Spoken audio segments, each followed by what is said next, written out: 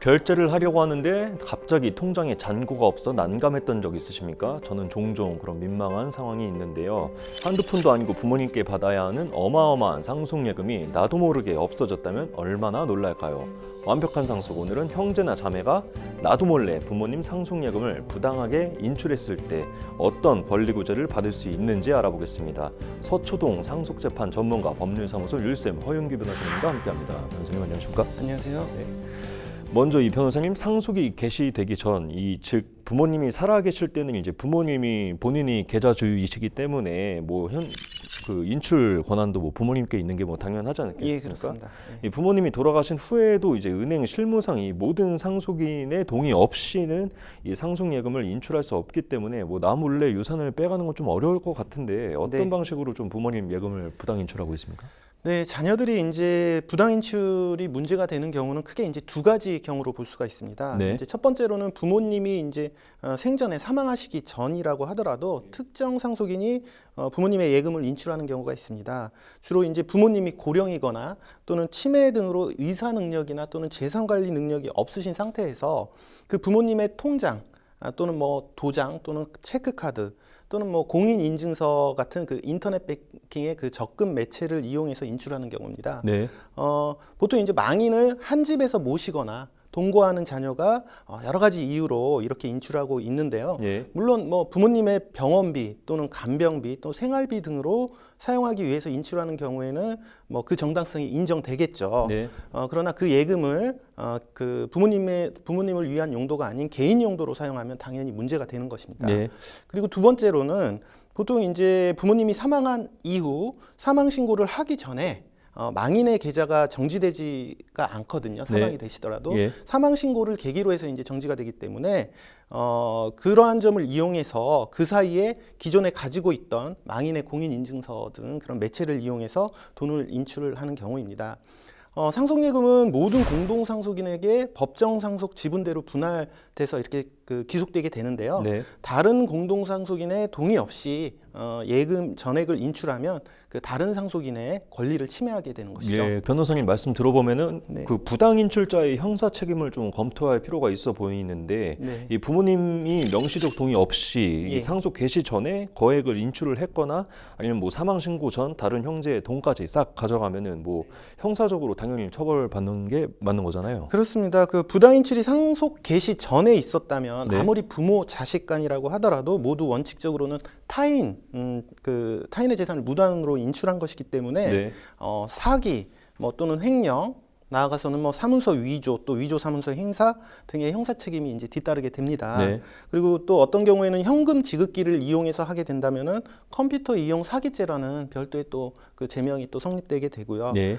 또 부모님 사망 후에 또 사망 신고 전에 인출한 경우에도 모두 동일하다고 할 수 있습니다. 네, 그 이런 경우에 그 친족상도례를 좀 노리는 경우는 좀 없나요? 그렇죠. 보통 이제 부모 자식 간이라고 하면 흔히 알고 계시는 친족상도례 규정이 적용되지 않는가 이렇게 생각하실 수 있는데요. 네. 그런 친족상도례는 사기나 횡령 같은 재산 범죄에만 이제 적용이 되기 때문에 사문서 위조나 뭐 위조 사문서 행사 등 그 비재산권적인 범죄에 대해서는 적용되지가 않습니다. 네. 그리고 또 이제 부당 인출이 만약에 상속 개시 이후 사망한 이후에 이루어졌다면은 그 이후의 피해자는 부모님이 아니라 그 공동으로 상속받는 다른 공동상속인이 되기 때문에 네.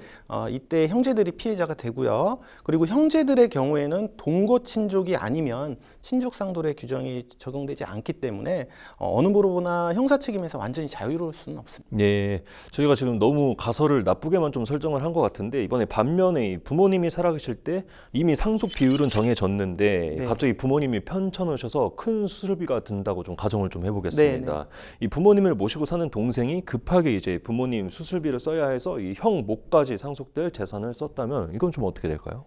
예, 그러한 경우에는 이제 예외적으로 그 인출한 예금을 망인의 이제 병원비, 뭐 간병비, 생활비 등으로 사용하거나 아니면 이제 사망 후에 장례비 등으로 사용하는 경우에는 이러한 경우는 이제 정당한 목적이 있는 것이기 때문에 형사 책임이 바로 성립되지는 않습니다. 네.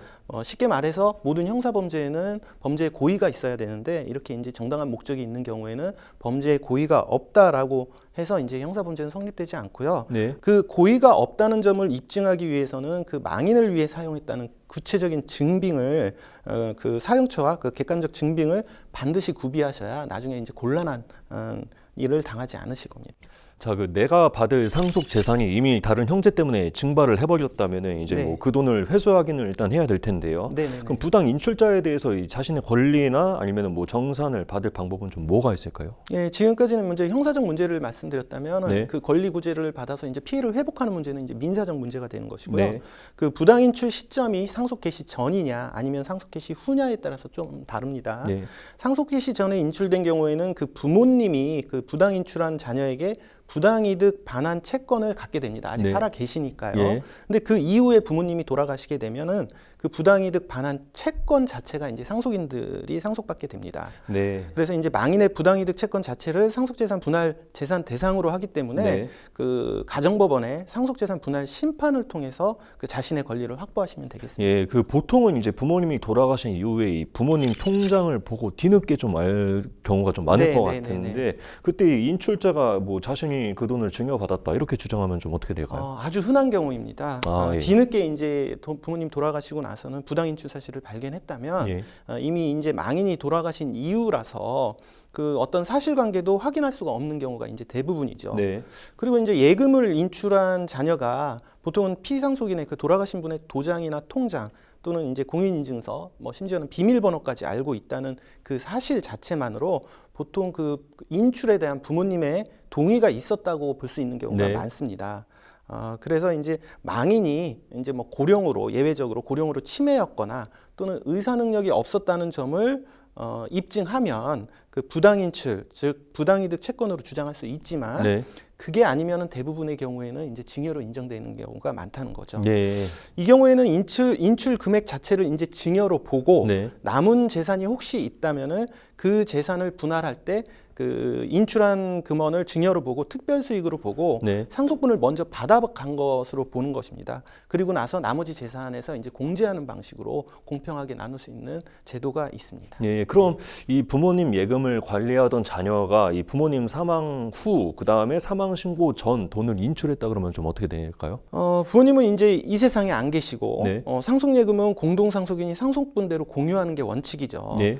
따라서 자신의 상속분을 넘는 예금을 인출하는 건 그 다른 상속인 소유자의 동의나 승인 없이 네. 한 것이기 때문에 당연히 직접 그 상속인이 그 부당 인출자한테 부당이득으로 반환을 해야 합니다. 예, 그럼 이런 경우도 이 상속재산 분할 심판을 통해서 좀 구제를 받아야 하는 건가요? 네, 아까 상속 개시 전에 이제 부당이득 채권이 부모님한테 발생했을 때는 네. 상속재산 분할 심판으로 이제 구제를 받았지만 네. 상속 개시 후에 뭐 사망 신고 전에 인출했을 때는 그때는 상속인 고유, 다른 형제들의 고유 재산이기 때문에 네. 이때는 가정법원의 상속재산 분할 심판이 아니라 인출자를 상대로 직접 민사법원에 부당이득 반환 소송을 제기해야 합니다. 네, 민사법원에서 예, 해야 되고 변호사님 또 이 상속예금을 인출할 때 좀 주의해야 될 점이 있다면요? 네, 이거는 이제 세무적인 문제이긴 한데요.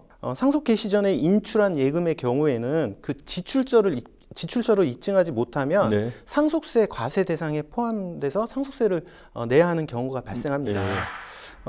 특히 이제 상속세 및 증여세법에는 이에 대한 규정을 두고 있는데요. 상속세법 15조 1항 1호에 있습니다. 뭐 간단히 말씀드려서 네. 상속 개시 전 그러니까 돌아가신 날짜를 기준으로 해서 1년간에 그 인출한 돈이 2억 원 이상인 경우, 네. 그러니까 뭐 순차적으로 하든 한 번에 하든 그 합계가 2억 원 이상인 경우와 예. 1년이 아니라 2년을 기준으로 해서 그 합계액이 5억인 경우에는 네. 5억 이상인 경우에는 그 용도를 객관적으로 이제 입증을 못하면 네. 그렇죠. 세무관서에 입증을 못하면 예. 그 금액 자체를 그 상속받은 것으로 이제 추정하는 규정이 있습니다. 네. 그래서 이제 아무리 이제 부모님 병원비나 간병비를 쓰기 위해서 인출한 경우라 하더라도 그런 증빙을 입증하지 못하면 상속세가 부과될 수 있다는 것이죠. 네. 반드시 이제 지출 증빙을 남겨놓거나 예. 가능하면 병원비 등은 부모님 계좌에서 직접 이체하거나 네. 아니면 고령의 부모님을 위해 지출한 돈은 부모님 명의 그 체크카드 등을 사용해서 그 증빙을 남겨놓을 수 있도록 항상 그 현명한 지출 방법을 마련해 두어야 할 것입니다. 네, 그 우애 있게 지내는 게 효를 실천하는 길이라고 하죠. 뭐 인간의 탐욕은 끝이 없다지만은 내 형제 돈까지 가로채는 나쁘끄러운 일은 없어야겠습니다. 궁금한 내용 변호사님께 여쭤보시거나 완벽한 상속에 문의해 주시면 고맙겠습니다. 지금까지 법률사무소 율쌤 허윤규 변호사님과 함께했습니다. 변호사님 감사합니다.